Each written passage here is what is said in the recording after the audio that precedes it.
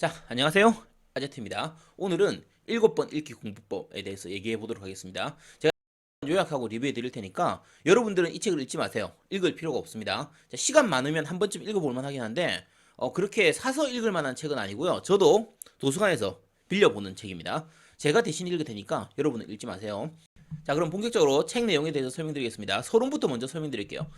공부를 잘하려면 자기만의 공부법을 확립을 해야 돼요. 당연한 얘기죠, 그죠? 자, 공부는 즐거운 게 아니라 힘든 거예요. 당연히 힘들어요. 누가 좋아서 하는 사람이 어디 있어? 좋아서 한다고 말만 그렇게 하지 실제로는 아니잖아요. 자, 그러니까 공부가 힘든 거니까 그거에 맞춰서 이제 적당한 보상, 목표를 세워가지고 그걸 이뤄냈다라는 그 성공 성취감 이런 게 있어야 되는 거예요. 그래서 그런 것들을 성공했다라는 경험을 반복적으로 쌓아가지고 근거 있는 자신감, 자신감을 만드는데 근거 없는 자신감이 아니라 근자감이 아니라 근거 있는 자신감을 만드는 게 중요하다 이런 내용입니다. 그리고 자기 자신을 정확하게 파악하는 게 중요해요. 내가 어떤 걸 잘하는지 이런 걸 정확하게 알아야 되고, 자, 공부할 때는 눈으로 보는 시각 자극하고요. 귀로 듣는 청각 자극. 딴 사람들이 하는 행동을 모방하는 뭐 체음미 이런 거 있잖아요. 예체능계에서 하는 것처럼 그런 행동 자극이 있는데 이 중에서 눈으로 보는 시각 자극이 가장 적합하다라는 내용입니다. 자, 이제부터 본론입니다. 7번 읽기 공부법이라고 하면 7번을 정독하는 것처럼 느껴지는데 실제로는 정독이 아니에요. 통독이에요.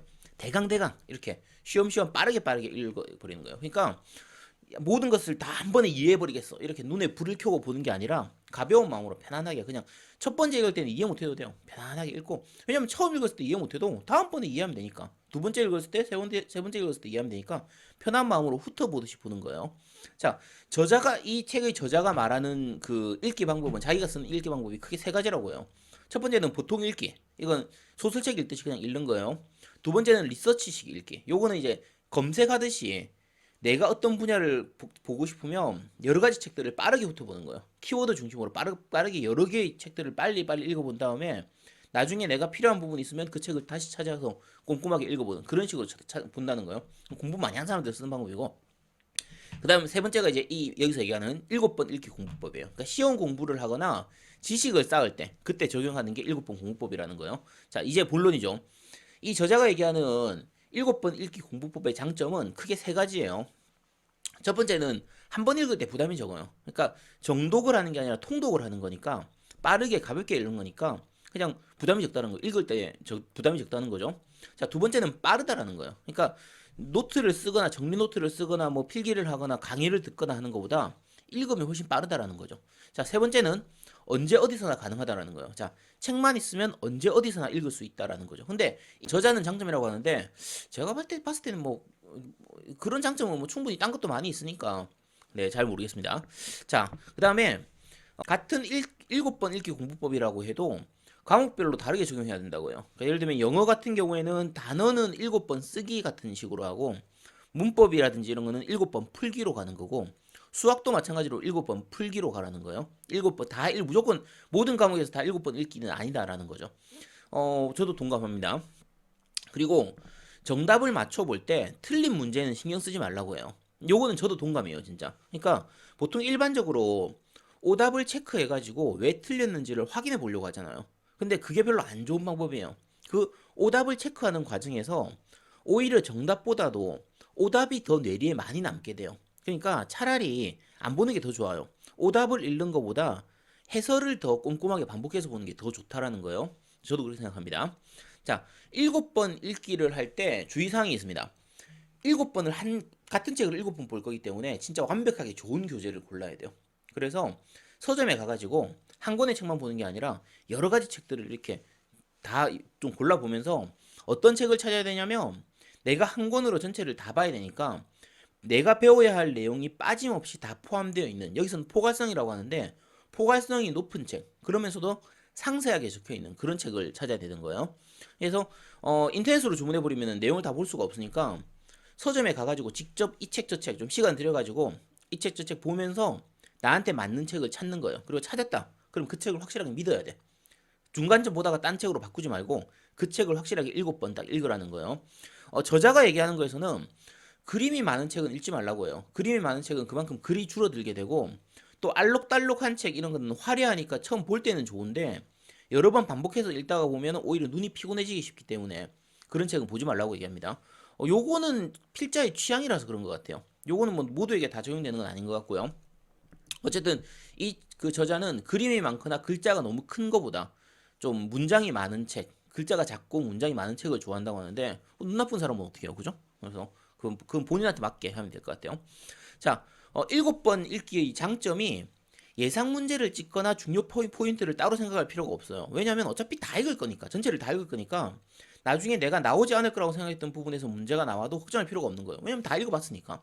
그 다음에 중요 포인트를 따로 체크를 하지 않아도 대부분의 책들은 중요한 포인트들은 이제 길게 적혀 있게 돼요. 책 내에서 어차피 중요한 부분은 길게 적혀져 있게 되니까 어차피 읽다 보면은 중요한 부분은 자연스럽게 많이 읽게 된다는 거죠. 그래서 반복해서 읽다가 보면 자연스럽게 어느 부분이 중요한지를 알 수 있게 된다라는 겁니다. 말 같은 소리를 해야지. 네, 그렇습니다.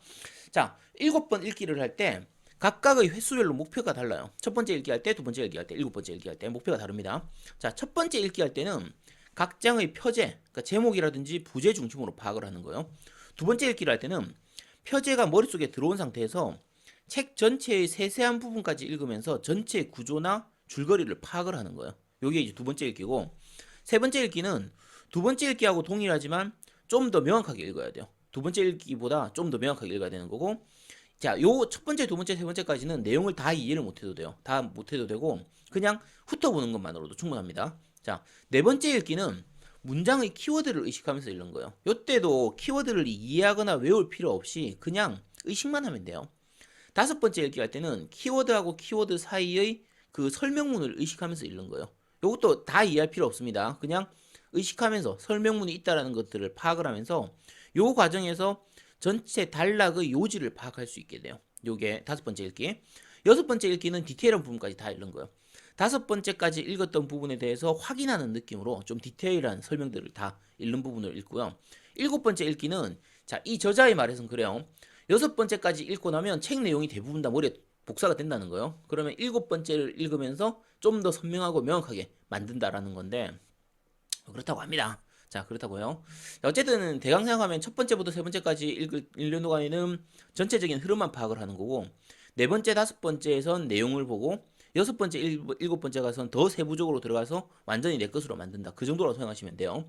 자, 칠회 독을 할 때 주의할 점이 몇 가지 있습니다. 소리를 내지 말고 눈으로만 읽으라는 거예요. 마음속으로 읽는 것도 안 돼요. 그러니까 왜냐면 그냥 눈으로만 읽는 쪽이 훨씬 빠르게 볼 수 있고 더 집중해서 볼 수 있다라는 거예요. 그래서 읽지 말고, 그러니까 그 소리 내서 읽지 말고 그냥 눈으로 빨리빨리 넘어가는 거예요.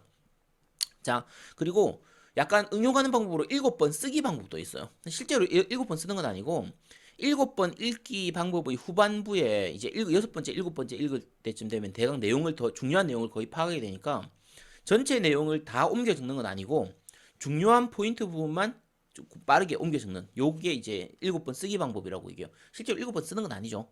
자, 그다음에 7번 읽기를 하고 난 이후에는 스스로 자문자답을 하면서 자기한테 문제를 내고 그에 대해서 답하고 이렇게 하면서 능동적으로 읽어라 라는 내용이 있습니다.